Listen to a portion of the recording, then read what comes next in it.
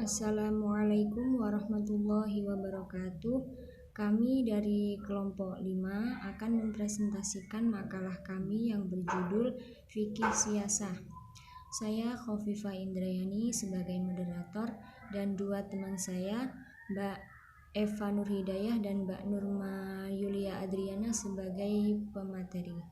Kepada pemateri saya persilahkan. Oke, langsung saja. Pengertian fikih siasah. Fikih siasah terdiri dari dua kata bahasa Arab, fikih atau fik, dan siasah. Agar diperoleh pemahaman yang pas apa yang dimaksud dengan fikih siasah, maka perlu dijelaskan pengertian masing-masing kata dari segi bahasa dan istilah. Secara etimologi atau bahasa, fikih adalah keterangan-keterangan tentang pengertian atau paham dari maksud ucapan si pembicara atau pemahaman yang mendalam terhadap maksud-maksud perkataan dan perbuatan. Secara terminologis atau istilah, menurut ulama-ulama syara, fikih adalah pengetahuan tentang hukum-hukum secara sesuai dengan syara mengenai amal perbuatan yang diperoleh dari dalil dan tafsil terperinci, yakni dalil-dalil dan hukum-hukum khusus yang diambil dari dasar-dasarnya dan sunnah.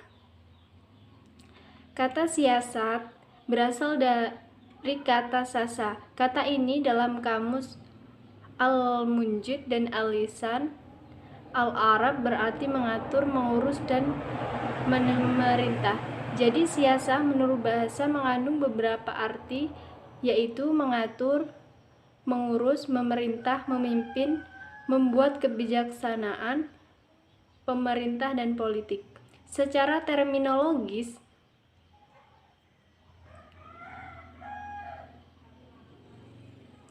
dalam lisan Al-Arab, siasat adalah mengatur atau memimpin sesuatu dengan cara yang membawa kepada kemaslahatan. Dari uraian tentang pengertian istilah fikih dan siasat, dari segi etimologi dan terminologis, dapat disimpulkan bahwa pengertian fikih siasah ialah ilmu yang mempelajari hal ihwal seluk-beluk pengatur urusan umat dan negara dengan segala bentuk hukum,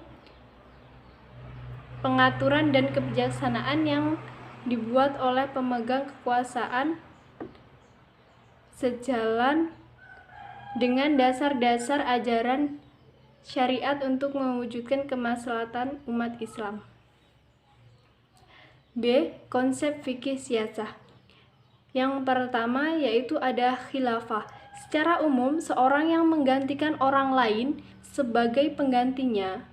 Menurut istilah, khilafah adalah sebutan untuk masa pemerintahan khalifah dan sebutan sebagai khalifah Abu Bakar, Umar bin Khattab, dan seterusnya untuk melaksanakan wewenang yang diamanahkan. Yang kedua, khalifah.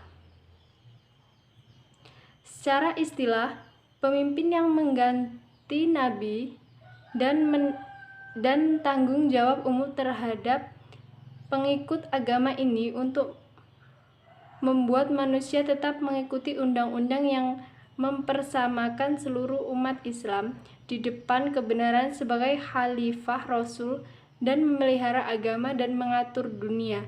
Jadi, khalifah tidak bisa diartikan wakil, melainkan pengganti atau penguasa. Yang ketiga, imamah. Secara umum, keimanan, kepemimpinan, dan pemerintahan menurut istilah seseorang atau kelompok orang yang melaksanakan wewenang dalam hal mengurus kepentingan masyarakat, atau istilah lain kepemimpinan menyeluruh yang berkaitan dengan urusan keagamaan dan urusan dunia sebagai pengganti fungsi Rasulullah SAW. Yang keempat, imam. Sebutan gelar yang paralel dengan khalifah dalam sejarah pemerintahan Islam adalah imam. Kata imam berarti pemimpin atau contoh yang harus diikuti atau mendahului.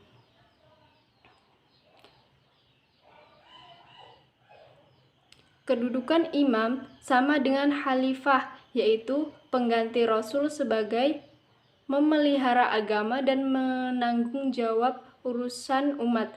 Secara istilah, imam adalah seorang yang memegang jabatan umum dalam urusan agama dan urusan dunia sekaligus. Yang ketiga, yang kelima, imarah.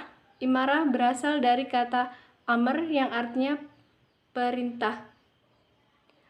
Persoalan urusan atau dapat pula dipahami sebagai kekuasaan. Sementara itu, imarah sebutan untuk jabatan amir dalam sebuah negara kecil yang berdaulat yang melaksanakan pemerintahan oleh seorang amir. Istilah khilafah dan imamah lebih populer pemakaiannya dalam berbagai literatur ulama fikih daripada istilah imarah. 6. Amir. Amir secara istilah syara, amir adalah pejabat pemerintah yang diangkat untuk mengatur dan memelihara salah satu urusan kaum muslimin. Dalam arti lain, amir adalah orang yang memerintah, orang yang menangani persoalan, dan orang yang mengurus atau penguasa. 7. Ahlul hali wal aqli. Ahlul hali wal aqli dapat diartikan bahwa orang-orang yang mempunyai wewenang untuk melonggarkan dan mengikat atau sekelompok orang yang memilih imam atau kepala negara atau orang-orang yang mempunyai wewenang. 8. Baiat. Baiat secara istilah, baiat berasal dari kata ba'a yang berarti menjual. Baiat mengandung makna arti perjanjian, janji setia atau saling berjanji dan setia. Maka baiat secara istilah adalah ungkapan perjanjian antara dua pihak yang seakan-akan salah satu pihak menjual apa yang dia miliki.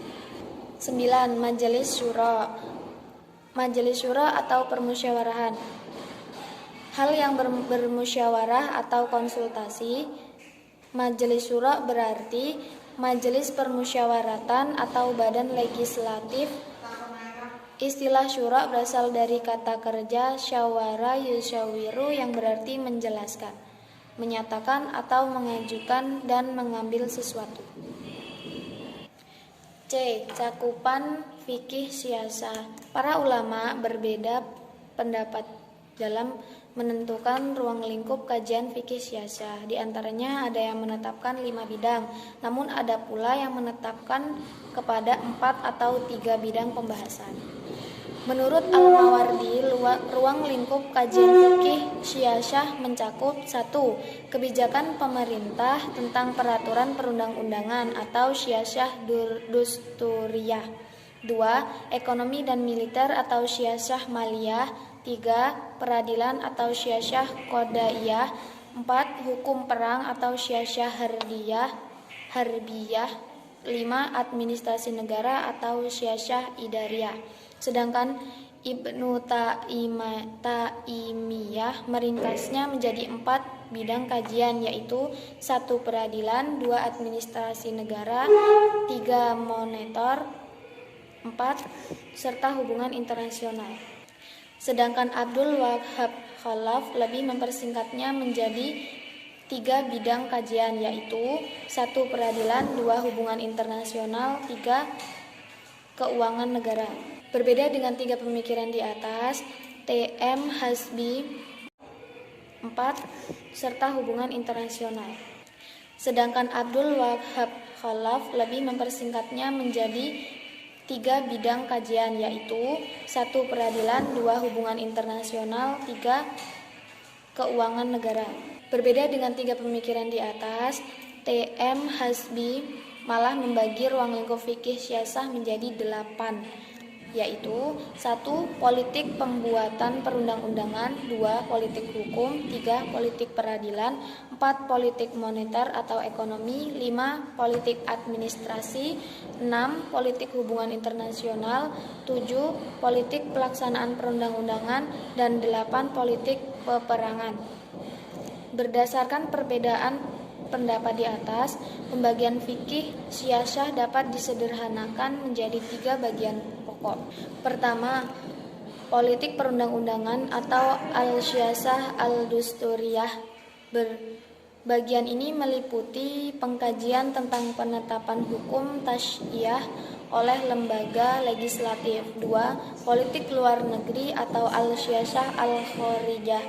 Bagian ini mencakup hubungan perdataan antara warga muslim dengan warga negara non-muslim.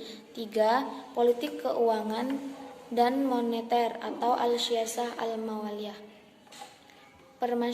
Permasalahan yang termasuk dalam siyasah maliyah ini adalah negara, perdagangan internasional, kepentingan atau hak-hak publik. Yaitu 1. Peradilan, 2. Hubungan internasional, 3. Keuangan negara. Berbeda dengan 3 pemikiran di atas, T.M. Hasbi malah membagi ruang lingkup fikih siyasah menjadi 8, yaitu 1. Politik pembuatan perundang-undangan, 2. Politik hukum, 3. Politik peradilan, 4. Politik moneter atau ekonomi, 5. Politik administrasi, 6. Politik hubungan internasional, 7. Politik pelaksanaan perundang-undangan, dan 8. Politik peperangan. Berdasarkan perbedaan pendapat di atas, pembagian fikih siyasah dapat disederhanakan menjadi 3 bagian pokok. Pertama, politik perundang-undangan atau al-siyasah al-dusturiyah. Bagian ini meliputi pengkajian tentang penetapan hukum tasyiyah oleh lembaga legislatif. 2. Politik luar negeri atau al-siyasah al-khorijah. Bagian ini mencakup hubungan perdataan antara warga muslim dengan warga negara non-muslim. 3. Politik keuangan dan moneter atau al-siyasah al-mawaliyah. Permasalahan yang termasuk dalam siyasah maliyah ini adalah negara, perdagangan internasional, kepentingan atau hak-hak publik.